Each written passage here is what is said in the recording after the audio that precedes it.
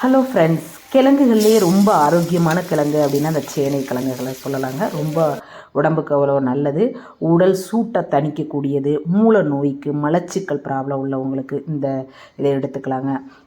குழந்தைங்களுக்கு சளி பிடிச்சிருக்கு அப்படிங்கிறப்ப இந்த கிழங்கை எடுத்து நீங்கள் வறுத்து கொடுத்தீங்க அப்படின்னா நல்லா சளி நல்லா கண்ட்ரோலில் வெளியாயிரும். சளியெல்லாம் வெளியில் தள்ளிடும்னு வச்சுக்கோங்களேன். இது மூல நோய்க்கு ரொம்ப நல்லது. இது ஸ்கின் அலர்ஜி உள்ளவங்க மட்டும் இந்த கிழங்கு எடுத்துக்கக்கூடாது. இதிலேயே லேகியெல்லாம் தயார் பண்ணியிருக்காங்க. அந்த மாதிரி நம்ம மூல நோய் உள்ளவங்க இதை பயன்படுத்தலாம். அந்த சேனக்கிழங்கு பார்த்திங்கன்னா ஹார்ட் அட்டாக் வராது. கேன்சரையே தடுக்கக்கூடிய, வர்ற செல்களை தடுக்கக்கூடிய சக்தி இந்த சேனைக்கு இருக்குது அப்படிங்கிறாங்க. நல்ல மூளை வளர்ச்சிக்கும் இது ரொம்ப நல்லது. மெக்னீஷியம் நிறைய இதில் இருக்குது அப்படின்றாங்க டாக்டருங்களாம்.